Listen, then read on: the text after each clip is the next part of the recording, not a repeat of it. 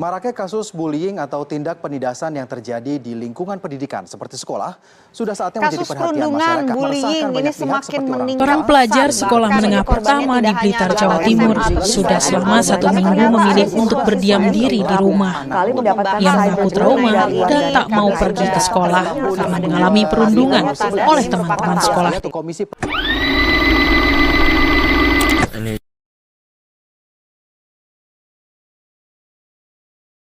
Heran banget, sekarang banyak banget orang yang suka bully. Mereka memikir apa dampak si korban ke depannya gimana.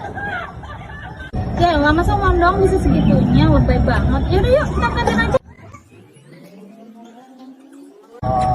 Jangan heran, sesuatu yang kita anggap sepele bisa jadi berdampak besar bagi orang lain. Mungkin kalian pernah menemukan komentar seperti ini. Jangan dianggap serius lah, itu kan cuma bercandaan. Ya kan kita tidak pernah tahu perasaan orang lain. Bisa jadi sesuatu yang kita anggap bercanda melukai seseorang secara mendalam, apalagi itu dilakukan secara berulang-ulang loh.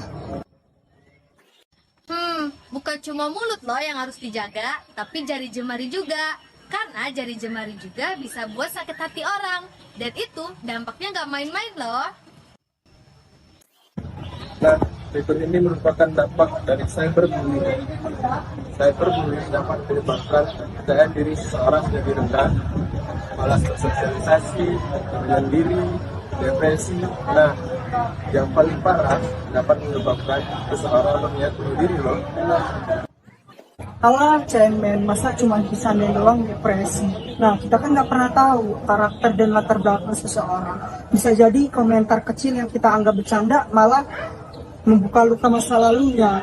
Dan kita nggak pernah tahu udah berapa lama dia menyimpan sedihnya itu. Kalau nggak bisa bikin orang senang, paling tidak jangan tambah beban mereka ya. Jelek lagi, jangan deket-deket, nanti nular. Apakah teman kece pernah menyaksikan perundungan atau bullying seperti itu? Bagaimana perasaanmu melihat hal tersebut? Mungkin kamu akan merasa sedih, takut untuk membela, bahkan khawatir jika hal tersebut terjadi padamu. Menurut kamu, kira-kira bagaimana perasaan pelaku bullying ya? Apa mereka tidak punya rasa khawatir? Benar, sebetulnya mereka juga merasa khawatir jika ada pembalasan. Dari sini kita melihat bahwa semua orang yang terlibat bullying, baik pelaku, korban, ataupun yang menyaksikan ada perasaan cemas dan khawatir. Karena itu, perundungan harus dicegah atau diatasi supaya berkurang atau berhenti. Perundungan atau bullying merupakan tindakan mengancam, memaksa, mengolok, atau melukai yang dilakukan oleh seseorang atau sekelompok orang yang biasanya memiliki posisi lebih. Misal badannya lebih besar, lebih punya kuasa, atau lebih kuat kepada orang lain yang lebih lemah. Tindakan ini juga biasanya dilakukan berulang sehingga menjadi kebiasaan. Nah, kenapa bisa ada perundungan? Biasanya karena pelaku bully merasa dengki atau dendam, kemudian melampiaskannya pada korban yang lebih lemah. Perundungan dapat terjadi di mana saja, saat istirahat atau pulang sekolah, di jalan, ataupun di rumah. Nah, kenali nih 3 jenis bullying yang dapat terjadi. Pertama, verbal atau melalui ucapan, seperti pemanggilan nama julukan yang kurang baik, merendahkan, rasis, dan juga mengancam. Kedua, fisik, seperti memukul, menendang, memalak, mencuri, atau sentuhan yang tidak diinginkan, dan masih banyak lainnya. Yang ketiga, cyber atau dunia maya, yaitu dengan menggunakan sosmed, messaging, email untuk menghina, mempermalukan, dan juga mengancam. Semua tindakan itu sangat berbahaya karena dapat menyebabkan korbannya menderita stres, bermasalah secara sosial, hingga bisa jadi bunuh diri jika tidak tahan lagi. Anak yang dibully setelah dewasa mungkin akan tumbuh menjadi pelaku bully juga. Sehingga masalah sosial dan penderitaan akibat perundungan ini makin menyebar dan bertambah banyak di masyarakat. Lalu, apa yang harus kita lakukan untuk mengatasi perundungan? Jangan dibiarkan ya, karena perundungan bisa jadi makin parah kalau dibiarkan. Jika kamu korbannya, segera laporkan ke orang tua, guru, maupun pejabat daerah seperti RT atau RW agar dapat segera diatasi. Jika kamu saksinya, sama juga, segera laporkan. Ini bukan artinya kamu tukang ngadu ya, tapi itu namanya kamu peduli terhadap sesama. Terus boleh nggak kamu coba langsung hentikan di tempat? Sebaiknya jangan. Jika kamu belum tahu cara mengatasi hal ini, situasinya mungkin bisa jadi lebih parah. Misal, kamu yang jadi sasaran atau pelaku bullying menghukum korban setelah kamu pergi. Tapi, jangan biarkan perundungan terjadi di sekitarmu. Ayo, jadi anak yang peka, peduli, dan menyayangi sesama.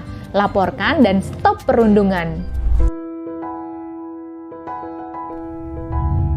Cyberbullying is a method used by bullies to tease, torment, harass, or otherwise hurt their victims using the internet. Many social networking sites are becoming weapons.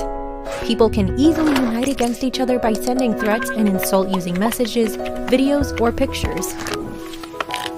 The threats and attacks are much more painful and can result in depression and sometimes even suicide.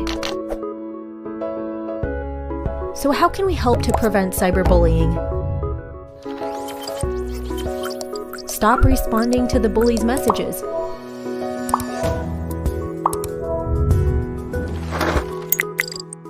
Block the bully. Report the bully to your service providers. Talk to your school counselor. Don't share unnecessary information about yourself online if it could be used against you. Stop cyberbullying before the damage is done. Lantas, apa sih yang membedakan bullying dengan cyberbullying? Cyberbullying adalah bullying yang dilakukan melalui media internet, contohnya seperti Instagram, Facebook, Twitter, dan lainnya. Dampak yang dihasilkan dari cyberbullying ini bahkan 2 kali lipat lebih besar daripada bullying yang terjadi di dunia nyata.